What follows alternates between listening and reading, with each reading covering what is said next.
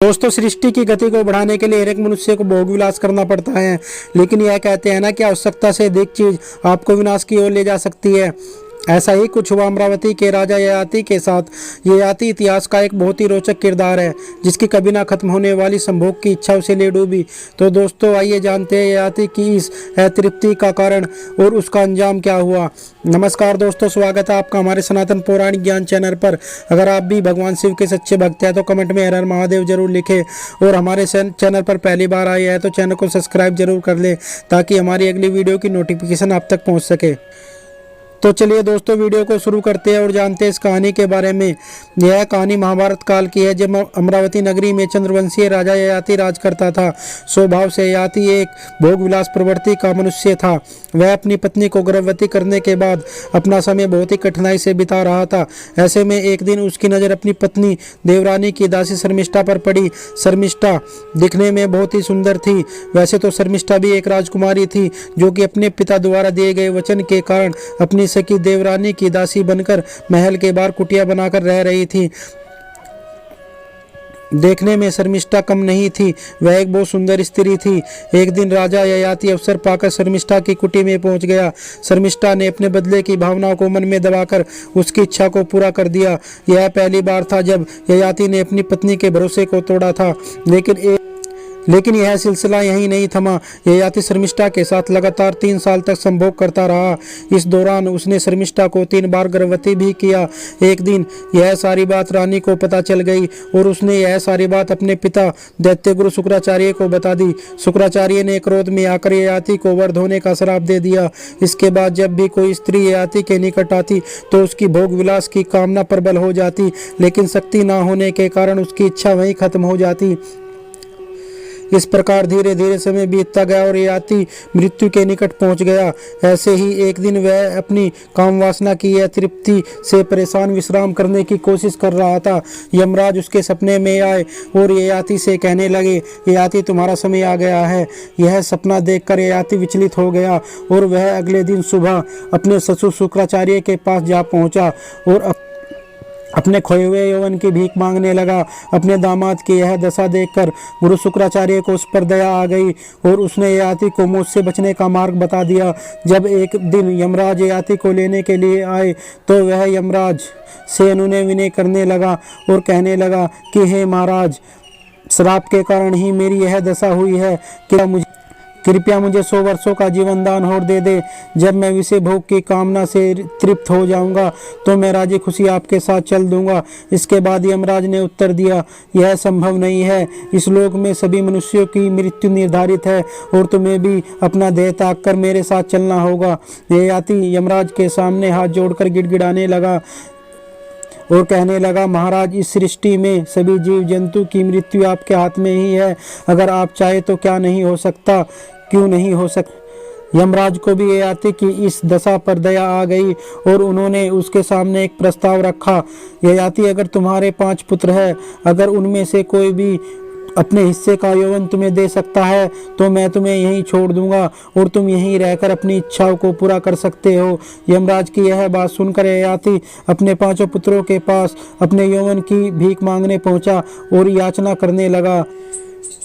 उसके 5 पुत्र जवान होने के साथ साथ अस्त्र विद्या में भी निपुण थे। ययाति एक एक करके अपने पुत्रों के सामने अपने यौवन की याचना करने लगा और प्रार्थना करने लगा और उनसे बोला, अपनी जवानी थोड़े दिनों के लिए मुझे दे दो। तुम्हारे नाना के श्राप के कारण ही मेरी यह दशा हुई है। मैंने अपना सारा जीवन कर्तव्य को पूरा करने में लगा दिया, जिसके चलते भोग विलास की ओर ज़्यादा ध्यान नहीं दे पाया। अगर आप 5 में से कोई भी अपनी जवानी मुझे थोड़े दिनों के लिए दे देता है तो मैं अपनी इच्छा को पूरा करके उसकी जवानी उसे वापस कर दूंगा और मेरे राज्य का अगला उत्तराधिकारी भी वही होगा। ययाति की यह बात सुनकर ययाति के बड़े पुत्र ने उत्तर दिया, पिताजी, यह आप क्या मांग रहे हैं? अगर मैं अपनी जवानी आपको दे दूंगा और आपका बुढ़ापा ले लूंगा तो नौकर चाकर मुझ पर हंसेंगे नहीं? आप मुझसे ज़्यादा तो मेरे भाई से प्यार करते हैं, आप उसी से क्यों नहीं मांगते? दूसरे बेटे ने कहा, बुढ़ापा मनुष्य का रंग रूप बिगाड़ देता है और वृद्ध बूढ़ा स्थिर भी नहीं रह पाता, और आप चाहते हैं कि मैं ऐसा बुढ़ापा ले लूं? क्षमा कीजिए पिताजी, इतनी हिम्मत मुझ में नहीं है। तीसरे बेटे ने भी साफ इनकार कर दिया और कहा, बूढ़ा ना तो हाथी पर चढ़ पाता है और ना घोड़े पर चढ़ पाता है और बुढ़ापा लड़खड़ाता है, इससे तो मौत ही अच्छी। नहीं पिताजी, मैं आपकी यह बात नहीं मान सकता। जब उसके तीनों बेटों ने इनकार कर दिया तो राजा उदास हो गया और उन्होंने अपने चौथे बेटे से उसने बड़ी निर्ममता से उससे कहा, प्यारे पुत्र, मैं समय में ही बूढ़ा हो गया हूँ। अगर तुम मुझे अपनी जवानी दे दोगे और कुछ दिनों के लिए मैं विषय भोग करने के बाद अपना बुढ़ापा वापस ले लूँगा और तुम्हारी जवानी तुम्हें लौटा दूंगा, इतनी दया तो मुझ पर करो। चौथे बेटे ने भी कहा, माफ़ कीजिए पिताजी, बुढ़ापा पराधीनता का ही एक दूसरा नाम है। तो बूढ़ा आदमी सही से चल भी नहीं पाता और उसे अपने शरीर का मैल साफ करने के लिए भी दूसरों का सहारा लेना पड़ता है। और आप चाहते हैं कि मैं अपनी स्वाधीनता खो दूं? नहीं पिताजी, मैं ऐसा नहीं कर सकता। और उसके चौथे बेटे ने भी साफ इनकार कर दिया। अब राजा ययाति बहुत उदास हो गया और वह अपने पांचवें पुत्र, जो कि दासी शर्मिष्ठा से पैदा हुआ था, उसके पास पहुंचा और कहने लगा, पुत्र पीरू, तुमने आज तक मेरी सारी बात मानी है। गुरु शुक्राचार्य के श्राप के कारण ही मेरी यह हालत हुई है। बस इतना उपकार अपने पिता पर कर दो कि कुछ दिनों के लिए मेरा बुढ़ापा ले लो और अपनी जवानी मुझे दे दो। मैं भोग विलास की इच्छा को पूरा करने के बाद अपना बुढ़ापा ले लूंगा और तुम्हारी जवानी तुम्हें वापस दे दूंगा। पिता की यह बात सुनकर पीरू बोला, पिताजी मैं अपनी जवानी आपको दे देता हूँ और आपका राजपाट भी संभाल लेता हूँ। मैंने आपकी हर बात मानी है और मैं आज भी आपकी यह बात मानूंगा। पीरू के मुंह से यह बात सुनकर ययाति ने पीरू को गले से लगा लिया। पीरू का यह त्याग देखकर यमराज पीरू को समझाने लगे, पुत्र, तुमने अभी देखा ही क्या है? क्या तुम संसार का विषय भोग चीजों का सुख भोगना नहीं चाहते? यमराज की यह बात सुनकर पीरू यमराज से बोला, सांसारिक भोगों की अधीनता ठीक नहीं है और मैं अपने पिताजी की यह दशा देखकर अंदाजा लगा सकता हूँ कि अगर मैं भी इन शक्तियों से आसक्त हो गया तो मेरी भी यही दशा होगी।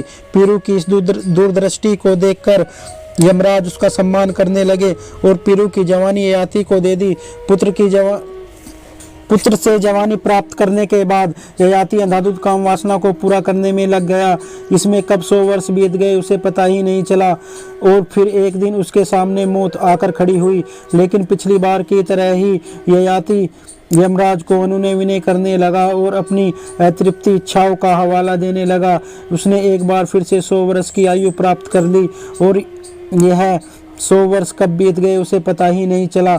ऐसा करते करते मौत उसके सामने 9 बार आई, लेकिन हर बार उसको जीवन दान मिलता रहा। अंततः जब 1000 वर्ष बीत गए, भोग विलास करने के बाद भी उसे काम वासना में अतृप्ति नहीं मिली, तब उसने पहली बार यमराज से अपनी कथा कह सुनाई कि हे यमराज, भोगों को मैंने नहीं भोगा, भोगों ने ही मुझे भोग लिया।